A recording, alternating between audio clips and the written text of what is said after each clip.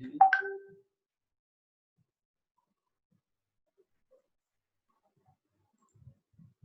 देखो बेटा, आज हम पजल कर रहे हैं एंड पजल से रिलेटेड जो क्वेश्चंस होते हैं उनमें टाइम लगना स्वाभाविक है, बिकॉज जब नाम ही पजल हो गया तो स्टेटमेंट्स कंफ्यूजिंग होगी, सॉल्यूशन जो बनेगा वो भी कंफ्यूजिंग बनेगा, लेंथी बनेगा। बट हाँ, अगर सही अप्रोच के साथ चलोगे तो क्वेश्चन जरूर सोल्व होगा आपका। पहला पजल है मंथ डेट कैलेंडर रिलेटेड, ठीक है। इसमें देखो क्या बोला गया है, 7 persons were born in 7 different months of the same year, that is Jan, March, May, June, July, September and October, ठीक है। 7 पर्सन 7 अलग अलग महीनों में बोर्न हुए थे। 2 person were born between V and P। अब जो V और P है, मैं यहाँ पर कंडीशंस लिखते जा रहा हूँ। 2 persons were born between V and P, V और P के बीच में 2 पर्सन बोर्न हुए थे, ठीक है। P was born in one of the months having 30 days। देखो सबसे पहले मंथ्स कौन कौन से बोले गए, जैन, जैन के बाद मार्च, मार्च के बाद मई, मई के बाद जून, जुलाई, सितंबर, जून, जुलाई, सितंबर एंड अक्टूबर। यही 7 मंथ्स बोले गए हैं, ठीक है। अब इनमें से कौन कौन से महीने में 30 डेज होते हैं? यस सोनी, बड़ी जल्दी आए। देखो जैन में 31 डेज होते हैं, मार्च में 31 डेज होते हैं, मई में 31 डेज होते हैं, ठीक है। उसके बाद जून, जून में 30 डेज होते हैं एक तो, ठीक है। जून में और सर सितंबर, हाँ सितंबर भी। और सितंबर, इन 2 मंथ्स में 30 डेज होते हैं। बाकी के जितने भी महीने होते हैं सब में क्या होते हैं, 31 डेज होते हैं। अब कौन कौन हुआ है 30 डेज वाले में? P was born in month having 30 days, तो मतलब P या तो P जो है वो या तो इस मंथ में पैदा हुआ है या फिर इस मंथ में, इन दोनों में से किसी एक महीने में P पैदा हुआ है, ठीक है। अब हमें इनकी कोई जरूरत नहीं है तो इसलिए हम इनको रिमूव कर देते हैं स्पेस सेविंग के लिए। T was born immediately after Q। T जो है वो Q से जस्ट बाद पैदा होता है, T जो है वो Q से जस्ट बाद पैदा होता है, ठीक है।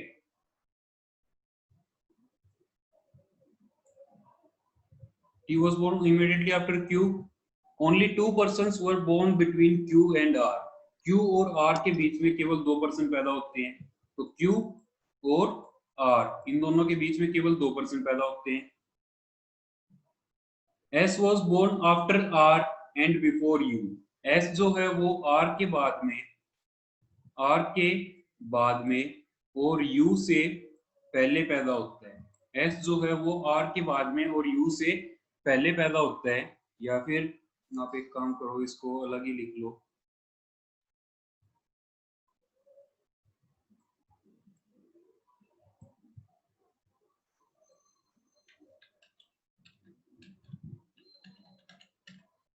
सॉरी, S जो है वो R के बाद में पैदा हुआ, R के बाद में, और U से पहले, U से पहले पैदा हुआ है। R was born before Q but not in January। R was born before Q but not in January। January, ठीक है। तो R जो है वो Q से पहले पैदा होता है बट जनवरी में पैदा नहीं होता। R जो है Q से पहले पैदा होता है बट जनवरी में नहीं, ठीक है। अब देखो अगर हम ये कंडीशन लेके चले तो देखो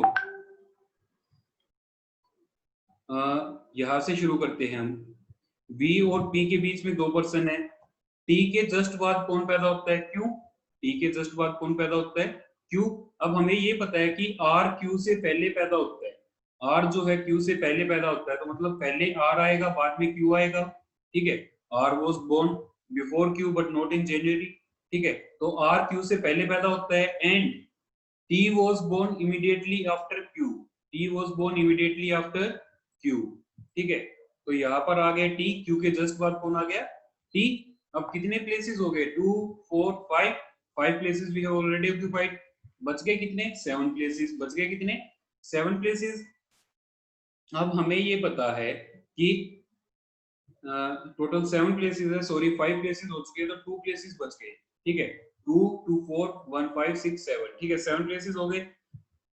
अब हमें ये पता है V और P जो हैं उन दोनों के बीच में 2% बैठते हैं, ठीक है V और P के बीच में 2% सॉरी 2% बॉन्ड हुए, ठीक है 2 persons were born between V and P। उसके अलावा V और P के बीच में 2% बॉन्ड होते हैं। अब देखो R जो है वो जैन में पैदा नहीं हुआ है, ठीक है तो मतलब जैन के बाद पैदा हुआ है R जो है वो जैन के बाद पैदा हुआ है, जैन के बाद पैदा हुआ, तो अगर मैं R को यहाँ पर पुट करूं तो 1 2 प्लेसेस छोड़कर मेरे को यहाँ पर कौन पुट करना पड़ेगा Q, एंड Q के इमीडिएटली बाद P पुट करना पड़ेगा, क्लियर है। अब देखो V और P वाली कंडीशन, V और P वाली कंडीशन के अकॉर्डिंग अगर हम चलते हैं तो P को हम यहाँ पर रख सकते थे या यहाँ पर रख सकते थे, यहाँ कौन आ गया T, तो P को किधर आना पड़ेगा इमीडिएट, P को नेसेसरीली जून में बॉर्न होना पड़ेगा, ठीक है। अब V और P के बीच में कितने परसेंट बैठते हैं, सॉरी V और P के बीच में 2% बॉर्न होते हैं। उसके अब या तो P की तो प्लेस फाइनल हो गई, तो P को हटा देते हैं इस तरफ से, ठीक है P की प्लेस फाइनल हो गई। अब V की पोजीशन हम देखें तो जून में पैदा हुआ है P, तो या तो V यहाँ पर होगा या फिर V कहाँ पर होगा, यहाँ पर होगा, इन दोनों में से किसी एक प्लेस पर होगा, बिकॉज 2 प्लेसेस का गैप है, 2 मंथ्स का गैप है ना V और P के बीच में। इसके अलावा देखो R के बाद S पैदा होता है और U से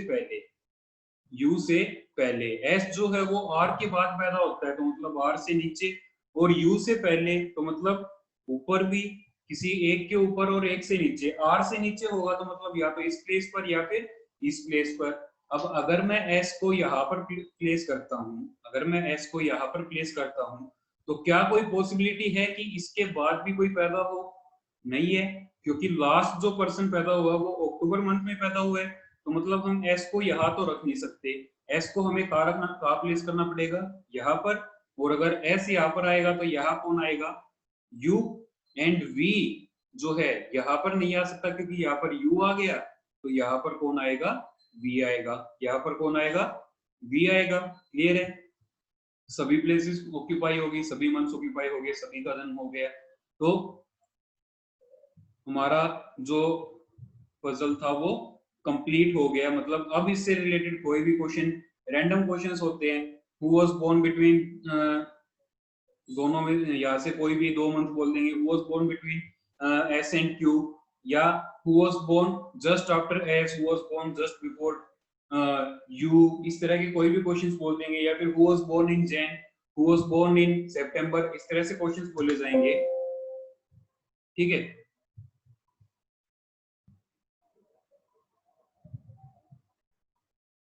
निखिल निखिल बेटा दोबारा चेक करो एक बार थोड़ा सा। अब देखो जो कंडीशंस क्वेश्चन में गिवन, हम चेक करते हैं सभी कंडीशन सेटिस्फाई हो रही है या नहीं। First condition 2 persons were born between V and P, V और P के बीच में 2% पैदा हुए, ठीक हो गया। P was born in one of the months having 30 days, जून और सितंबर दोनों में 30 डेज होते हैं, जून और सितंबर दोनों में 30 डेज होते हैं, तो P जो है वो 30 डेज वाले मंथ में यानी कि जून में पैदा हो गया, ये कंडीशन भी ठीक हो गई हमारी यहां तक, ठीक है। T was born immediately after Q, Q के जस्ट बाद कौन पैदा हो रहा है, T पैदा हो रहा है। Only 2 persons were born between Q and R, Q और R के बीच में देखो, Q जुलाई में पैदा हुआ है, R मार्च में पैदा हुआ है, बीच में यही 2 मंथ्स बचते हैं, बीच में यही 2 मंथ्स बचते हैं ना, मई एंड जून वाले, तो 2 persons were born between Q and R, ये कंडीशन भी हमारी सेटिस्फाई हो गई है। S was born after U, S was born after R and before U, S जो है वो R के बाद में पैदा होता है, ठीक है R के बाद में है, and before U, U से पहले, because U तो लास्ट में है, सभी U से पहले पैदा हुए हैं, ठीक है। R was born before Q, R जो है Q से पहले पैदा होता है, बट नॉट इन जनवरी, और जनवरी में भी नहीं है, तो मतलब सारी की सारी कंडीशंस हमारी सेटिस्फाई हो गई, तो ये हमारा पजल सोल्व हो गया। अगर किसी स्टूडेंट को कोई डाउट है तो बताओ फटाफट।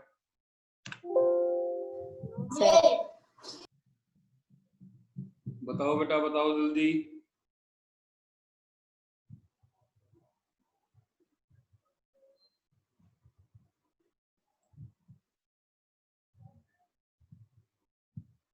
किसी को कोई डाउट नहीं है, very good, that's a good sign. तो मैं इसको क्लियर कर रहा हूं, और अब हम चलते हैं अपने नेक्स्ट पजल की ओर।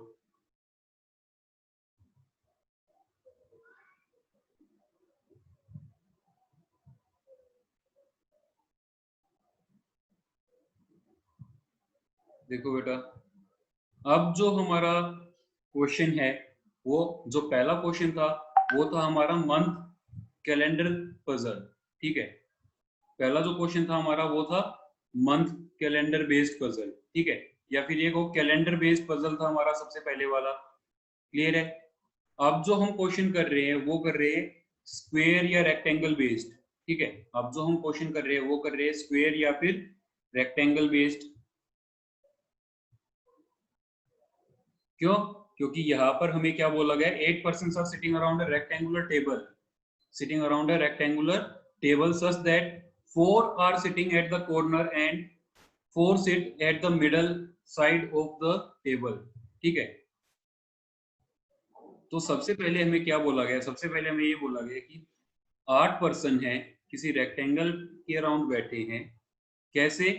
4 पर्सन जो है वो तो बैठते हैं टेबल के कॉर्नर्स पर, 4 पर्सन कॉर्नर्स पर बैठते हैं, और 4 पर्सन बैठते हैं साइड्स के मिडल पर। तो ये हो गए साइड्स के मिडल पर। सबसे पहले यहाँ पर हमें स्पेसिफाइड है, यहाँ पर हमें नंबर ऑफ पर्सन जो है वो स्पेसिफाइड है, और अगर पहले से ही कोई चीज स्पेसिफाई है तो मतलब हम पहले से ही ड्रॉ कर सकते हैं अपना सीटिंग अरेंजमेंट, ठीक है। देखो, the person sitting at the corner faces towards the centre. जो कॉर्नर पर बैठे हैं उनका फेस किस साइड है? सेंटर की तरफ है। उनका फेस किस साइड है? सेंटर की तरफ है। And sitting at the middle side faces outside the centre of the table. और जो बीच में बैठे हैं उनका फेस किधर है? टेबल के बाहर की तरफ है। उनका फेस किधर है? टेबल से बाहर की तरफ है, ठीक है। A sit second to the right of F. अब जो कंडीशंस हमें गिवन है उन कंडीशंस को ध्यान से देखते जाना। A sit second to the right of F. F है, एफ के सेकंड राइट पर कौन है? ए। एफ के सेकंड राइट पर कौन है? ए। A sits second to the right of F, okay. 2 person sits between F and H. F और H के बीच में 2 पर्सन बैठते हैं। F और H के बीच में 2 पर्सन बैठते हैं, ये हो गया हमारा। H is not an immediate neighbor of A. H is not an immediate neighbor of A. H जो है A का immediate neighbor नहीं है। H और A एक साथ नहीं बैठ सकते, इसके कहने का मतलब है ये वाली कंडीशन कभी ट्रू नहीं हो सकती, ठीक है। H is not an immediate neighbor of A.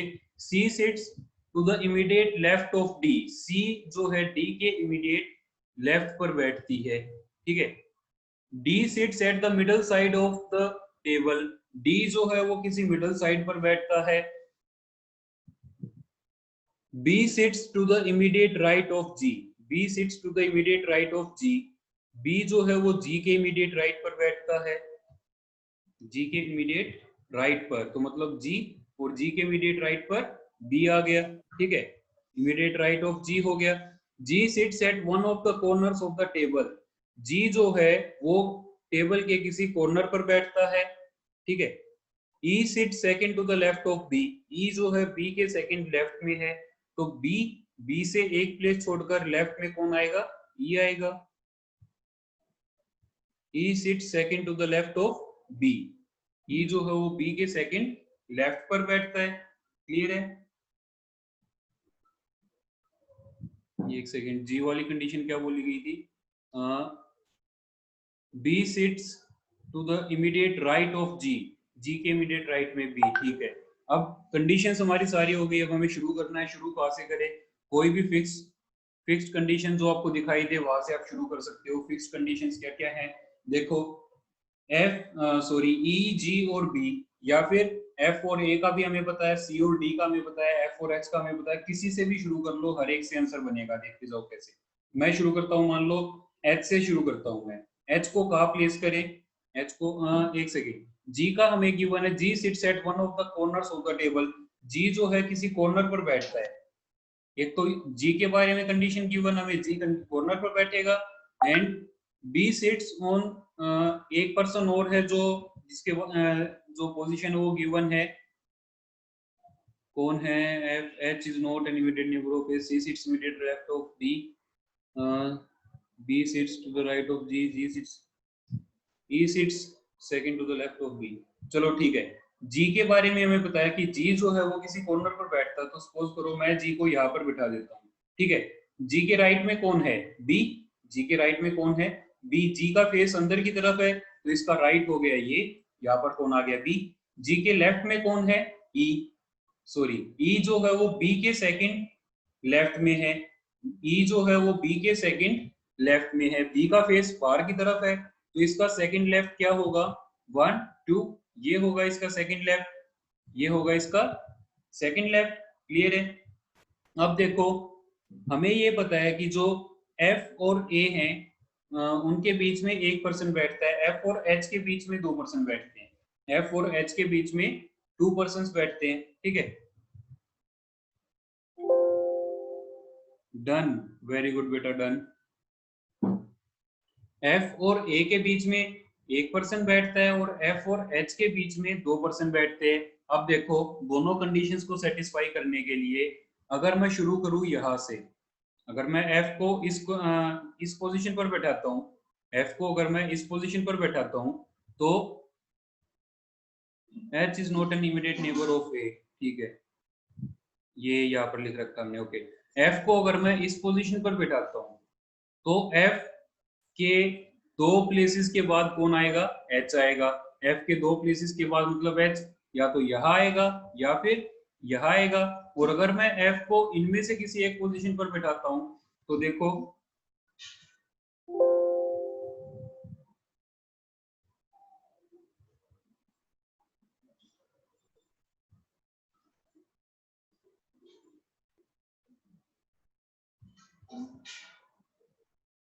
Nidhi, okay ठीक है बेटा, अंशु का आंसर आया है। ओके ओके, देखते हैं बेटा अंशु आपका सही है या नहीं है। Let's see. देखो, E F G, E F B G, ये फोर प्लेसेस हमारे पास फिक्स हो गई। सॉरी, एफ को अगर मैं यहाँ पर बैठाता हूँ, एफ को अगर मैं यहाँ पर बैठाता हूँ, तो इसके एक पोजीशन छोड़कर ए आएगा। अब इधर तो ए आ नहीं सकता, तो फिर एक आएगा, इधर आएगा, एक आएगा, इधर आएगा। ठीक है, एक प्लेस छोड़कर एक का कौन आएगा? ए आएगा। अब देखो, और एक प्लेस और छोड़कर कौन आएगा? एच आएगा। एक और प्लेस छोड़कर कौन आएगा? एच आएगा। अब एच या तो आएगा यहाँ पर या फिर आएगा यहाँ पर। इन दोनों में से किसी एक पोजीशन पर एच आएगा। अब देखो, कहा गया D seats at the middle side of table. D जो है वो टेबल की मिडल साइड पर बैठता है। डी जो है टेबल की मिडल साइड पर बैठता है। And C sits immediate left of D. C जो है डी के इमीडिएट लेफ्ट पर है।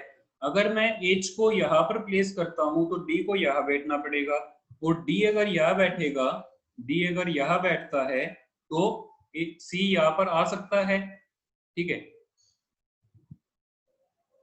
अगर मैं डी को यहाँ प्लेस करता हूं, तो सी यहाँ पर आ सकता है। बट अगर मैं एच को यहाँ पर प्लेस करूं, तो मेरे को डी को यहाँ पर बिठाना पड़ेगा, और फिर डी के लेफ्ट में सी नहीं आ पाएगा, क्योंकि डी के जस्ट लेफ्ट में कौन हो जाता? जी हो जाता। तो मतलब एच के लिए हमें ये वाली पोजीशन लेनी पड़ेगी, तभी जाकर हमारा क्वेश्चन सोल्व होगा। क्लियर है? सी और डी एक साथ है। सी जो है डी के इमीडिएट लेफ्ट पर है, सी डी के इमीडिएट लेफ्ट पर आ गया। अब जितने भी क्वेश्चन, जितने भी पर्सन से सभी पर्सन बैठ गए। ठीक है, सभी बैठ गए भाई।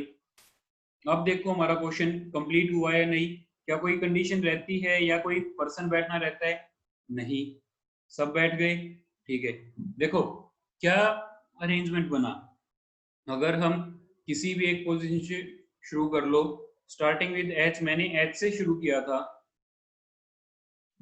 सॉरी मैंने जी से शुरू किया था, तो जी से क्लॉकवाइज डायरेक्शन में हम चलते हैं। तो जी के बाद कौन आया? एच, एच के बाद कौन आया? सी, सी के बाद कौन आया? डी, उसके बाद ए, ई, एफ, ये बेटा एफ है, एफ के नीचे एक और लाइन आई हुई है। ठीक है, यहाँ पर कौन है? एफ, यहाँ पर कौन है? एफ, एफ के बाद कौन आएगा? बी, एफ के बाद कौन आएगा? बी। क्लियर है? तो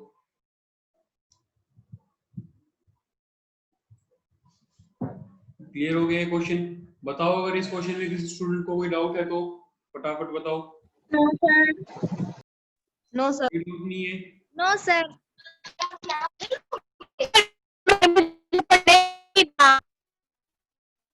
क्या कह रहे हो बेटा? सर मेरा सही है। हाँ,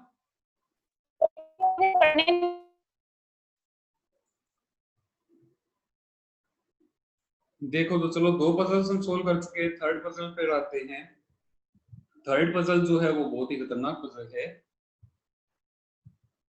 तो इस वाले पजल को देखो, इस पजल को जो स्टूडेंट अच्छे से खुद से सोल्व कर लेता है वो ये समझो कि पजल आप काफी हद तक सीख चुके हो। अब देखो सबसे पहले क्या बोला गया पजल में, 10 persons live in a building of 5 floors। Building based है, फ्लोर बेस्ड है, तो मतलब floor, building and floor based puzzle है ये। तो इसमें क्या बोला गया है, 10 persons live in a building of 5 floors such that ground floor is numbered 1 and floor above it is 2 and so on up to 5th floor। मतलब अगर हम शुरू करें, सबसे ऊपर कौन सा फ्लोर होगा? 5, उससे नीचे 4, उससे नीचे 3, उससे नीचे 2 और उससे नीचे 1, उससे नीचे कौन सा होगा? 1 होगा।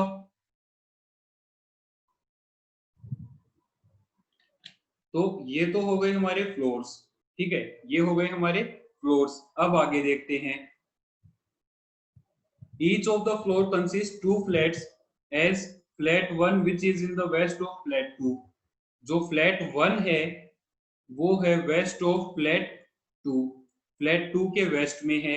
तो अब इनको और मैं प्लेस कर देता हूं, F1 और F2, दो दो फ्लैट हैं हर एक, उस पर हर एक फ्लोर पर दो दो फ्लैट है। ठीक है, और फर्स्ट फ्लैट जो है, फ्लैट 1 जो है वो फ्लैट 2 के वेस्ट में है। Flat 1 of floor 2 is immediately above flat 1 of floor 1। तो मतलब एक ही रो में है, मतलब F1 के नीचे सारे F1 हैं, F2 के नीचे सारे F2 हैं। क्लियर है? अब देखो क्वेश्चन कहां से शुरू होता है, सेम पैटर्न। अब देखो यहां से शुरू होता है, B lives west of D. B जो है वो डी के वेस्ट में बैठता है, बी जो है वो डी के वेस्ट में बैठता है। बेटा Yogit, stop irritating me.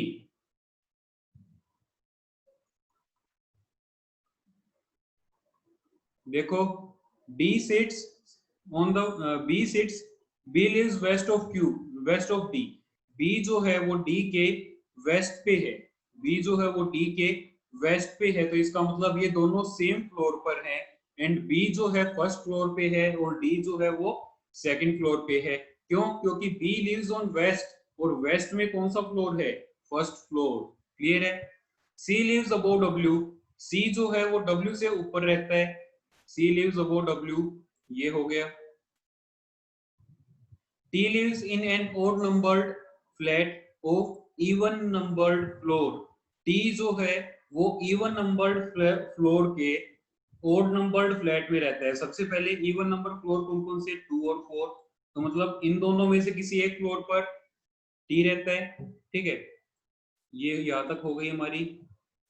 V lives west of Q, V जो है वो Q के वेस्ट में रहता है, तो मतलब ये भी फिक्स्ड कंडीशन है। ठीक है, ये भी हो गया, V lives west of Q on one of the floors below T। On one of the floors below T. V जो है वो टी से नीचे रहता है, वी जो है वो टी से नीचे रहता है, टी से नीचे, sorry, V lives below T, ठीक है। P lives on odd numbered floor but below A। P जो है वो odd numbered floor पर रहता है but below A, A के नीचे, ठीक है, A के नीचे। अब देखो P को अगर मैं यहाँ पर पुट करूँ, क्योंकि ये भी एक odd numbered floor है, अगर मैं P को यहाँ पर पुट करूँ, ये जो कंडीशन हमें गिवन है, P lives on odd numbered floor but below A, अगर मैं P को यहाँ पुट करूँ तो क्या इससे ऊपर आसमान में कोई बैठ सकता है? नहीं बैठ सकता। तो मतलब P के लिए कौन कौन से केसेस बचे? एक तो ये वाला सॉल्यूशन बचता है और एक ये वाला। मतलब P जो है वो या तो थर्ड फ्लोर पर होगा या फिर फर्स्ट फ्लोर पर होगा, ठीक है। And P lives on an odd numbered floor but below A। P जो है वो A से नीचे बैठता है, P जो है वो A से नीचे बैठता है। P and Y lives on different numbered flats। P and Y जो है वो different numbered flats पर बैठते हैं। मतलब देखो अब यहाँ पर फ्लैट्स के बारे में बोला गया, फ्लोर्स के बारे में नहीं, फ्लैट्स के बारे में बोला गया। तो हमें यही पता है कि फ्लैट्स के दो ही नंबर है, या तो फ्लैट 1 या फिर फ्लैट 2। फ्लोर अलग अलग हैं, बस फ्लैट दो ही है, या तो फ्लैट 1 या फिर फ्लैट 2। और क्वेश्चन में क्या बोला गया है? P and Y live different numbered flats। P और Y जो हैं वो डिफरेंट नंबर के फ्लैट्स पर बैठते हैं। मतलब P अगर फर्स्ट में है तो Y सेकंड में है, P अगर सेकंड में है तो Y फर्स्ट पे है, ठीक है। There are 3 floors in between floors of Q and A only। Q और A के बीच में, Q और A के बीच में 3 फ्लैट्स का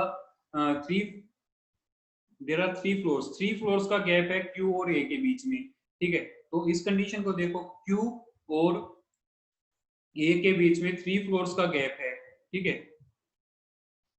2 floors are in between floors of A and Y। A और Y के बीच में 2 फ्लोर्स हैं, ठीक है। A और Y के बीच में 2 फ्लोर्स हैं। A lives north west of Y। A जो है वो Y के नॉर्थ वेस्ट पर रहता है, मतलब A जो है वो इस तरह से है कुछ, ठीक है। A जो है वो Y के नॉर्थ वेस्ट पर रहता है। A lives north west to Y। A जो है वो Y से नॉर्थ वेस्ट पर है। कंडीशंस जितनी भी क्वेश्चन में गिवन थी हमने सारी नोट डाउन कर ली। अब हम क्वेश्चन को सोल्व करना शुरू करते हैं। सोल्व कहाँ से शुरू करें? अब सबसे पहली चीज हम वो देखते हैं, Q और A इन दोनों के बीच में टोटल कितने फ्लोर्स हैं? Q और A दोनों के बीच में टोटल थ्री फ्लोर्स मेंशन किए गए हैं, ठीक है। टोटल 3 फ्लोर्स मेंशन किए गए हैं।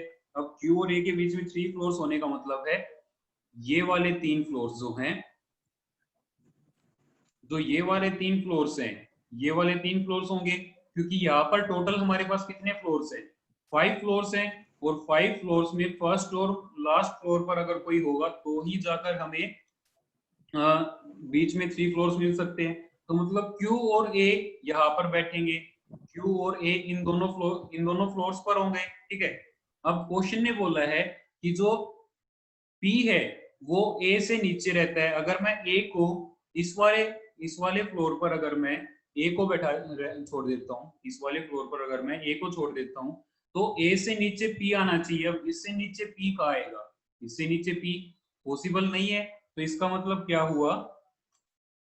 इसका मतलब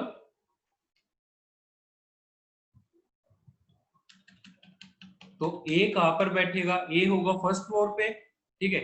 A कहां पर होगा? सॉरी, टॉप फ्लोर पे, यहाँ पर आएगा A। एंड Q कहां पर आएगा? Q आएगा इन दोनों में से किसी एक पर। अब Q के लिए हमारे पास कंडीशन है VQ, V lives in west of Q। तो मतलब V यहाँ पर आ गया, Q कहां पर आ गया? इस फ्लोर पर, इस फ्लैट पर, ठीक है। अब A के बारे में भी एक कंडीशन गिवन है। A जो है वो Y के नॉर्थ वेस्ट में है। ये जो है वो Y के नॉर्थ वेस्ट में है। नॉर्थ वेस्ट मतलब आपको पता है, अगर मैं डायरेक्शंस की बात करूं तो ये नॉर्थ और ये वेस्ट, नॉर्थ वेस्ट तो मतलब ये वाली डायरेक्शन। अब इसका मतलब ये है कि A जो है वो इस वाले फ्लैट में होगा, क्योंकि अगर A यहाँ पर आ गया तो y के नॉर्थ वेस्ट में नहीं हो सकता, बिकॉज या तो y फिर उसके नीचे हो जाएगा या फिर y के नॉर्थ ईस्ट में चला जाएगा। ये क्लियर है? तो a को यहाँ पर बैठना पड़ेगा, a की पोजीशन फिक्स हो गई, a का काम खत्म हो गया। ठीक है, अब और देखते हैं क्या क्या कंडीशंस है हमारे पास। a और y के बीच में दो फ्लोर्स हैं, a और y के बीच में दो फ्लोर्स है, तो a और y के बीच में एक दो, ये दो फ्लोर हो गए a और y के बीच में। अब y जो है वो इन दोनों में से किसी एक उस पे बैठेगा, y जो है इन दोनों में से किसी एक पोजीशन पे होगा। अब यहाँ पर तो आ नहीं सकता क्योंकि y जो है a के साउथ ईस्ट में है, तो साउथ ईस्ट कौन सा होगा a का?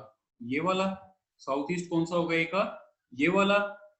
अब जो P है, P और Y दोनों अलग अलग फ्लोर फ्लैट्स में है। अब P के लिए देखो हमारे पास दो कंडीशंस थी, P के लिए हमारे पास दो पोजीशंस थी, या तो ये वाली या फिर ये वाली। अब ये वाली जो पोजीशन है कंप्लीटली ऑक्यूपाई हो चुकी है, ये जो फ्लोर है कंप्लीटली ऑक्यूपाई हो चुका है, तो मतलब P जो है वो यहाँ पर तो आ नहीं सकता, तो P आएगा थर्ड फ्लोर पर। ठीक है, P आएगा कहाँ पर? थर्ड फ्लोर पर। और थर्ड फ्लोर पर भी कौन से फ्लैट में? P और Y दोनों अलग अलग फ्लैट में रहते हैं। Y अगर फ्लैट 2 में है तो P कौन से फ्लैट में होगा? फ्लैट 1 में। P कौन से फ्लैट में होगा? फ्लैट 1 में। क्लियर है? अब T के लिए देखो, T के लिए या तो ये वाला फ्लोर है या फिर ये वाला फ्लोर है, ये फ्लोर है। ठीक है, बट यहाँ पर 4 और 2 दो ही फ्लोर बचते हैं T के लिए। अब हमें एक चीज और देखनी है कि B और D जो है वो भी एक ही फ्लोर पर है दोनों। अब कोई एक ऐसा फ्लोर जिसके दोनों फ्लैट खाली हो, ये वाला है फोर्थ फ्लोर, तो यहाँ पर हम किसको बिठा देंगे? बी और डी को। यहाँ पर हम किसको बिठा देंगे? बी और डी को। क्लियर है? तो बी और डी अगर फोर्थ फ्लोर पर रहते हैं तो टी के लिए नेसेसरी क्या हो गया कि टी को इसी फ्लैट में रहना पड़ेगा, टी को इसी फ्लैट में रहना पड़ेगा। अब बच गए कौन कौन? C and W. C and W. C and W के बारे में क्या बोला गया है? सी जो है वो डब्ल्यू से ऊपर रहता है, सी जो है वो डब्ल्यू से ऊपर रहता है, तो मतलब डब्ल्यू को हमें यहां रखना पड़ेगा और सी को, सॉरी, सी जो है डब्ल्यू से ऊपर रहता है, तो मतलब डब्ल्यू यहाँ पर आएगा और सी कहाँ पर आएगा? यहाँ पर। सी कहाँ आएगा? यहाँ पर। बिकॉज अगर हम यहाँ पर डब्ल्यू को पुट करते हैं तो ये कंडीशन गलत हो जाती है। हर एक कंडीशन को ध्यान में रख के हमें क्वेश्चन सोल्व करना है, हर एक कंडीशन को ध्यान में रख के हमें क्वेश्चन सोल्व करना है। क्लियर है? सभी कंडीशंस हमारी सेटिस्फाई हो गई है तो सभी कंडीशंस को हम हटा देते हैं और देखते हैं कि क्वेश्चन का जो सिटिंग अरेंजमेंट है हमारा या फिर जो फ्लोर अरेंजमेंट है वो किस तरह से बनता है। हमारा पजल सोल्व हो चुका है। अब इसको वेरीफाई करेंगे। कैसे वेरीफाई करेंगे? हम कंडीशंस को चेक करके, कंडीशंस को चेक करके फटाफट कंडीशंस चेक करते हैं फटाफट से। देखो, B lives west of D, B जो है D के वेस्ट में है, okay. C lives above W, C जो है W के ऊपर है, okay. T lives on an odd numbered flat of even number floor, T जो है सेकंड के फर्स्ट फ्लोर पे है, ओके। सभी कंडीशंस हमारी मेरे ख्याल से सही होंगी। अब ये बताओ कितने स्टूडेंट्स ऐसे हैं जिनका आंसर सही आया है? कल की क्लास में हम कुछ और पजल्स करेंगे। Till then keep studying, next class में मिलते हैं। Thank you, have a good day.